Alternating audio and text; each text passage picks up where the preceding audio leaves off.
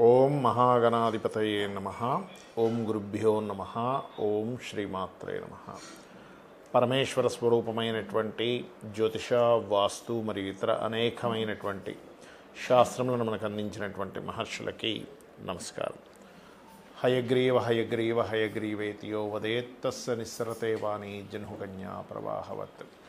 అరుణాం కరుణాతరంగితాక్షీం ధృతపాశాంకుశపుష్పబాణచాపాం అనిమాదిభిరావృతాం మయూకైః అహమిత్యేవ విభావయే భవానీం. శ్రీమాత్రే నమః. ప్రేక్షకులకి ఆ లలితాంబిక అమ్మవారి యొక్క అనుగ్రహం పరిపూర్ణంగా కలగాలని మనస్ఫూర్తిగా కోరుకుంటూ మనం ఈరోజు చెప్పుకోబోయేటువంటి టాపిక్ ఏమిటి అంటే బుధగ్రహము.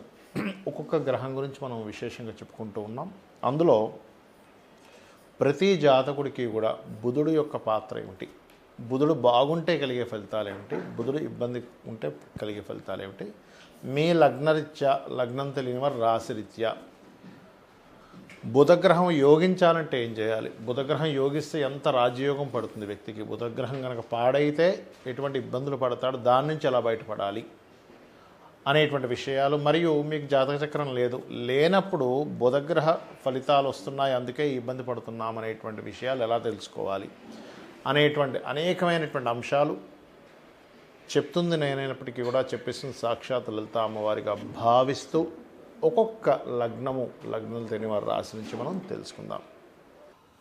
కన్యా లగ్నము, కన్యా రాశి. కన్యవారికి కనుక చూసుకున్నట్లయితే ఈ రాస్యాధిపతి లేదా ఈ లగ్నాధిపతి గుర్తుపెట్టుకోండి. ఈ లగ్నాధిపతి ఉదాహరణకి బుధుడు మీకు బుధరాశుల్లోనే ఉన్నాడు అనుకోండి. అప్పుడు ఏంటంటే వీళ్ళని మించినటువంటి వర్కాలిక్ పర్సన్ ఇంకోరు ఉండరు. అంటే వీళ్ళు అద్భుతమైనటువంటి వర్కింగ్ క్యాపబిలిటీ కానీ ఏదైనా మేనేజ్ చేయడం కానీ అద్భుతంగా మేనేజ్ చేస్తారు. ఇంక తిరుగుండదు పనే. అంటే ఏ విషయాన్ని ఎలా మేనేజ్ చేయాలి, కన్యా లగ్నానికి లగ్నంలో బుధుడు ఉంటాయి. అయితే ఇక్కడ మీరు ఒకటే గుర్తుపెట్టుకోండి, అది పాపకత్తెరలో ఉంటే దాని ఎనర్జీ తగ్గిపోతుంది, పాప గ్రహాలతో ఉంటే దాని ఎనర్జీ ఇంకా తగ్గుతుంది. సో దాని కండిషన్ అంటే మనకి ఉదాహరణకి మన దగ్గర ఒక వెపన్ ఉందండి, అది ఎంత షార్ప్గా ఉంటే దాంతో అంత పని బాగా నడుస్తుంది. షార్ప్గా లేదు వెపన్ ఉంది కానీ ఏం లాభం. అలాగే సేమ్ యాజ్ ఇట్ ఈస్ రెండులో ఉన్నాడు బుధుడు. ఈ లగ్నానికి శుభుడే కదా. సో ఎప్పుడైతే శుభుడు రెండులో ఉన్నాడో ఇది ఇచ్చేటువంటి రిజల్ట్ ఏమిటి అంటే వీళ్ళు కాస్త చర్రాసుల్లో ఉన్నందుకు వీళ్ళ ఫైనాన్షియల్ స్టేటసెస్ కావచ్చు, వీళ్ళు కాస్త ఉన్న ప్రదేశం కాకుండా ఇతర ప్రదేశాలకు వెళ్ళడం ద్వారా బాగా కలిసి వస్తుంది వీరికి, అందులో ఎటువంటి సందేహం లేదు. అదేవిధంగా కొన్నిసార్లు ఏంటంటే వీళ్ళు చేసేటువంటి కొన్ని ప్రొఫెషన్ రిలేటెడ్ సంబంధించినవి గుప్తంగా కూడా పెట్టుకుని ఉంటారు రెండులో ఉన్నప్పుడు సర్వసాధారణంగా. ఇక మూడులో ఉన్నాడానికి ఉదాహరణకి మంచి ఇంటెలిజెంట్గా పనిచేస్తూ ఉంటారు. అంటే ఒక వర్క్ చేసేటప్పుడు వీళ్ళకి ఏంటంటే కాకపోతే కొంచెం మూడ్లో ఉన్నప్పుడు, శత్రుక్షేత్రంలో ఉన్నప్పుడు పనులన్నీ కొంచెం స్లో అవుతూ ఉంటాయి. అదొకటి చూసుకోవాలి. కెరియర్లో సడన్ చేంజెస్ ఎక్కువగా ఉంటాయి మూడ్లో ఉన్నప్పుడు. ఎందుకంటే దశమాధిపతి మూడ్లో ఉన్నాడు, లగ్నాధిపతి మూడ్లో అవుతున్నాడు, and 1 and 10th lord third హౌస్లో ఉన్నాడు. అదే 4లో ఉన్నాడు ఉదాహరణకి. వీళ్ళు మంచి విద్యావంతులు. అంటే వీళ్ళు ఎంత నాలెడ్జ్ గెయిన్ చేసుకుని ఉంటే మీరు అంత అద్భుతంగా కలిసి వస్తుంది. పంచమంలో ఉంది మీకు, మీ బుధుడెళ్ళి పంచమ స్థానంలో ఉన్నాడు, అంటే మకరంలో ఉన్నాడు కన్యా లగ్నానికి.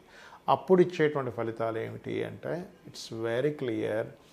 మీరు కెరియర్ పరంగా ఒక గవర్నమెంట్ ఆర్గనైజేషన్ రిలేటెడ్ కానీ విదేశాలకు వెళ్ళడం ద్వారా అక్కడ మీరు బాగా సక్సెస్ అవుతారు. అదే 6లో కనుక ఉన్నట్లయితే ఇక్కడ ఏంటంటే కొంచెం ఉన్న ప్రదేశం కాకుండా ఎక్కువ తిరగడం ద్వారా సక్సెస్ అవుతారు, గుర్తుపెట్టుకోండి. అది మెయిన్గా చూసుకోవాలి. కాకపోతే ఏంటంటే ఇక్కడ మీకు కెరియర్ అనేటువంటిది ఏదైతే ఉంటుందో ఉద్యోగం ద్వారా ఎక్కువ తిరగడం ద్వారా సక్సెస్ అవుతారు. ఒక దగ్గర ఉండరు. 6లో బుధుడు కనుక కుంభంలో ఉన్నాడు, ఒక దగ్గర ఉండడండి, ఎక్కువ తిరుగుతూ ఉంటారు. 7లో ఉన్నాడు లగ్నాధిపతి. కాకపోతే ఇక్కడ ఏమవుతుందంటే సప్తమ స్థానం అనేటువంటిది ఏదైతుందో వివాహాన్ని చూపిస్తుంది కాబట్టి కంప్లీట్ మిస్కమ్యూనికేషన్స్ ఎక్కువ అవుతాయి. కాకపోతే అక్కడ ఉండే నీచబడినటువంటి బుధుడు కనుక నీచభంగ రాజయోగం జరిగితే అక్కడ నుంచి వీళ్ళ లైఫ్ అనేటువంటిది అద్భుతంగా సాగుతుంది. ఇక్కడ కూడా వర్కాలిక్ పర్సన్ అవుతాడు పర్సన్. అదేవిధంగా అష్టమంలో ఉన్నాడు అనుకోండి బుధుడు ఉదాహరణకి. అష్టమంలో ఉంటే కూడా ఇంట్లో చెప్పకుండా ఎక్కడికో వెళ్ళిపోవడం, ఎక్కడో బ్రతకడం, లేకపోతే నేను ఎక్కడున్నాను నేను చెప్పనంటాం, ఇట్లాంటివి మనం చాలా కేసెస్ చూస్తుంటాం అష్టమంలో ఉన్నప్పుడు కూడా. ఎందుకంటే కొంచెం నిగూఢంగా గుప్తంగా ఉండాలని ఇష్టపడుతూ ఉంటారు లగ్నాధిపతి అష్టమంలో ఉన్నప్పుడు. అందులో పర్టికులర్గా కన్యా లగ్నానికి.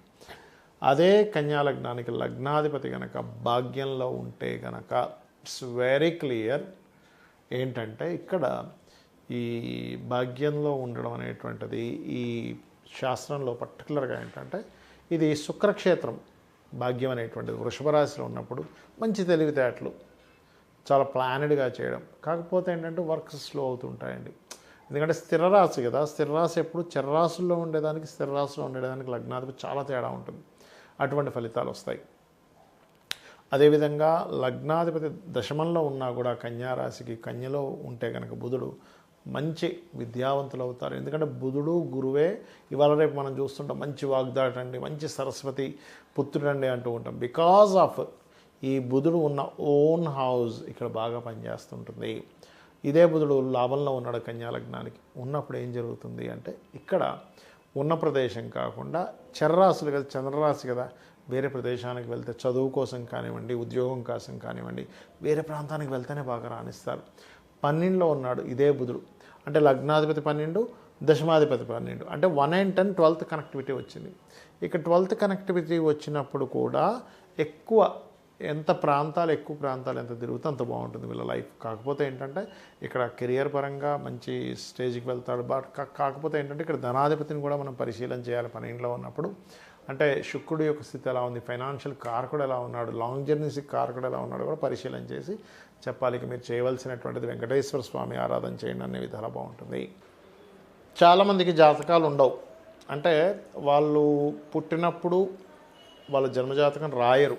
అలాంటప్పుడు ఎలాగా ఈ బుధగ్రహ ప్రభావం వారి మీద పడుతుందని ఎలా గుర్తించాలి? చాలామంది ఏమనుకుంటారంటే ఏ ప్రాబ్లం వచ్చినా ఏనాడు శని నడుస్తుందండి, అర్ధాష్టమి శని నడుస్తుందండి, అష్టమి శని నడుస్తుందండి, మాకు కాలసర్ప దోషం ఉంది అందుకే పని అవ్వట్లేదు అనుకుంటారు. కాదు, మీరు బాగా అర్థం చేసుకోండి. మన మనిషి జీవితంలో ఒక హెల్త్ ఇష్యూ వచ్చిందంటే దానికి 1000 కారణాలు ఎలా ఉంటాయో, ఒక జాతకుడికి ఒక ఇబ్బంది వచ్చిందంటే దానికి ఈ 9 గ్రహాలు, 27 నక్షత్రాలు, ఈ 12 భావాల్లోనే మొత్తం దాగి ఉంటుంది. గుర్తుపెట్టుకోండి. అక్కడ నుంచే మనం ప్రాబ్లంకి ఐడెంటిఫై చేసి సొల్యూషన్ తీసుకురావచ్చు. ఒకటే గుర్తుపెట్టుకోండి, ఎక్కువ మిస్కమ్యూనికేషన్స్ అవుతున్నాయండి, బుధుడు కారణం. అంటే మీ జన్మజాతకంలో పాస్ట్ లైఫ్లో మీరు ఏదో మిస్కమ్యూనికేట్ చేశారు వేరే వాళ్ళతో, అది ఈ జన్మలో ఈ కర్మ రూపంలో వస్తుంది. లేదండి నేను ఎక్కువ అప్పుల పాలవుతున్నాడు, ఒక వ్యక్తి అప్పుల పాలవుతున్నారంటే 6వ స్థానాధిపతి పాడవడం కానీ బుధుడు మెయిన్గా ఎక్కువ పాత్ర ఉంటుంది. Because of natural 6th lord కాబట్టి. మరొక విషయం ఏంటంటే చర్మ సంబంధించిన ఇబ్బందులు వస్తున్నాయి, నరాలకు సంబంధించిన ఇబ్బందులు వస్తున్నాయి, బంధువర్గం వాళ్ళ ద్వారానే ఎక్కువ ఇబ్బంది వస్తుంది, అంటే బుధుడే కారణం. అంటే బుధుడు కారణం అంటే ఇన్ సెన్స్ బుధుడే మేము ఇదేం పగబట్టి చేయట్లేదు ఆ పని. ఇక్కడ ఏంటంటే పాస్ట్ లైఫ్లో పోయిన జన్మలో వీళ్ళు కృతజన్మలో చేసినటువంటి బుధ సంబంధించిన కర్మ, అంటే బంధువర్గం వారినే మీరు ఇబ్బంది పెట్టారు, ఆ రూపంలో వస్తుంది. అది మీరు నేను అందరం సమానమే, కర్మకి ఎవ్వరూ కూడా తప్పించుకోలేరు కర్మని. అయితే ఇక్కడ మధ్యవర్తిత్వంగా ఉండడం, ఎవరో ఫ్రెండ్కి ఏదో మనీ కావాలంటే మీరెళ్ళి సంతకం పెట్టడం, ఇట్లాంటి వల్ల కూడా ఇరుక్కుంటాడు మనిషి ఈ బుధుడు యొక్క ప్రభావం ఎక్కువగా ఉన్నప్పుడు. అయితే ఒకటే గుర్తుపెట్టుకోవాలి, సరే తెలుసో తెలియకో పూర్వజన్మ కర్మలో అజ్ఞానంలోనో లేకపోతే ఆశతోనో ఒక తప్పు చేశాం.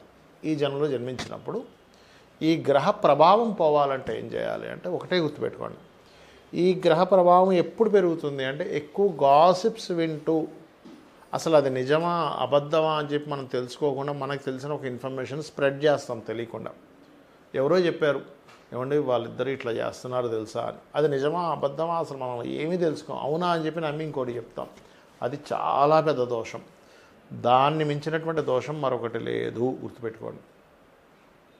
కానీ ఇదే బుధుడు బాగున్నాడు అనుకోండి, వ్యాపారంలో టాప్ పొజిషన్లోకి తీసుకెళ్తాడు. నేను దాదాపుగా ఒక 5000 జాతకాలు టాప్, అంటే ఒక బిజినెస్లో ఇంకా ఒక రేంజ్లోకి వెళ్ళిన జాతకాలు చూసినప్పుడు వాళ్ళందరి జాతకాల్లో నేను చూసింది ఏంటంటే బుధుడు బాగున్నాడు. బుధగ్రహం బాగున్నప్పుడు ఏంటంటే స్పాంటేనియస్గా అప్పటికప్పుడు డబ్బులు, అంటే విపరీతంగా ఫైనాన్స్ రావడం. బుధుడు షేర్ మార్కెట్కి కూడా కారకుడండి. బుధగ్రహం బాగుంటే షేర్స్లో విపరీతంగా రాణిస్తారు, కోట్లు సంపాదిస్తారు. అదే బుధుడు మల్టిపుల్ ధనయోగాలకు కారకుడు. అంటే ఈ వ్యక్తి ఏమీ చేయడు, రకరకాల వాటిల్లో ఇన్వెస్ట్మెంట్ చేసుకుంటూ వెళ్ళిపోతాడు. ఫ్రెండ్ ఒక బిజినెస్ పెడితే ఆయనకి డబ్బులు ఇస్తాడు, ఇంకో ఇస్తాడు. బుధుడు బాగుంటాయి, ఈ వ్యక్తి కేవలం మనీ ఇన్వెస్ట్మెంట్ చేసుకుంటూ వెళ్తుంటే అక్కడి నుంచి ఆటోమేటిక్గా డబ్బులు వస్తూ ఉంటాయి. ఇది బుధగ్రహం యొక్క బలం. ఇదే బుధుడు కనుక పాడైతే అనాలోచితమైనటువంటి పనులు, అసలు ఆలోచించరు, ఏవేవో చేస్తూ ఉంటారు, ఏవేవో పోగొట్టుకుంటూ ఉంటారు, ఏమేమో అయిపోతూ ఉంటారు, మళ్ళీ నేను గొప్పగా ఆలోచించానని చెప్పుకుంటూ ఉంటారు. ఇది చాలా చాలా కేర్గా ఉండవలసిన విషయం. అందుకని మన వాళ్ళు ఏం చెప్తారు, చిన్నప్పటి నుంచి విష్ణు సహస్రనామాలు నేర్పించండి పిల్లలకి అంటారు. ఎందుకు? బుధుడు బాగుపడతాడు. బుధుడికి అధిష్టాన దేవత విష్ణువు. లేదంటే నాకు నోరు తిరగదు అని అనుకుంటే కనీసం ఓం నమో నారాయణాయ అనే నామం చేసుకోవచ్చు. లేదు, గోవుకి వెళ్ళి చక్కగా గోంగూర తినిపించడం ద్వారా, పెసలు దానం ఇవ్వడం ద్వారా, 1 కేజీ పెసలు, గ్రీన్ కలర్ వస్త్రం దానం ఇవ్వడం ద్వారా, గృహంలో బుధగ్రహానికి స్థానం ఉత్తర దిశ అంటారు. ఉత్తరంలో మీరు కనుక ఏదైనా ఎల్లో కలర్ కానీ లేకపోతే మన రెడ్ కలర్, పింక్ కలర్స్ ఇట్లాంటివి ఉత్తరంలో వేస్తే కూడా బుధగ్రహ ప్రభావం నెగిటివ్గా పనిచేస్తూ ఉంటుంది. ఉత్తరంలో ఎప్పుడు కూడా వైట్ కలర్ ఉండాలి, గుర్తుపెట్టుకోండి. ఎంత వైట్ కలర్ ఉంటే ఉత్తరం వైపు మీకంత ఫైనాన్షియల్ గ్రోత్ పెరుగుతూ ఉంటుంది. కాబట్టి మీరు ఒకటే గుర్తుపెట్టుకోండి, బుధుడు మీ జన్మజాతకంలో పాపగ్రహాల మధ్యన ఉన్నాడు అంటే 3 విషయాలు ముఖ్యంగా గుర్తుపెట్టుకోవాలి. అప్పుల జోలికి వెళ్ళొద్దు, అప్పులు ఇవ్వడం కావచ్చు, తీసుకోవడం కావచ్చు, వెళ్ళొద్దు. రెండవది, గాసిప్స్ని నమ్మి ఏ పనులు చేయొద్దు, గాసిప్స్ని స్ప్రెడ్ చేయకూడదు. అంటే వీళ్ళనే కదా, ఎవరు కూడా స్ప్రెడ్ చేయకూడదు.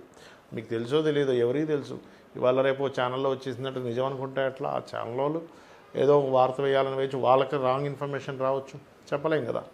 అదేవిధంగా మరొకటి ఏంటంటే బంధువర్గంతో రెస్పెక్ట్ఫుల్గా ఉండండి.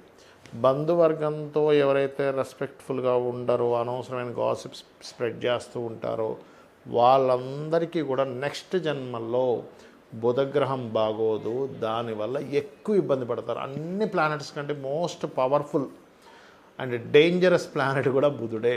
కాబట్టి ఈ బుధగ్రహ అనుగ్రహాన్ని మీరు పరిపూర్ణంగా పొందాలని విష్ణు సహస్రనామాలు, లలితా సహస్రనామాలు, అందులో ముఖ్యంగా ఇంకా మీకు బుధగ్రహ ప్రభావం ఇంకా బాగుండాలంటే లలితా సహస్రనామాలో ఒక మంత్రం ఉంటుంది, ఓం కర్పూర వీటికామోద సమాకర్ష దిగంతరాయే నమః. ఇది చేయండి, అన్ని విధాలా బాగుంటుంది. శ్రీమాత్రే నమః.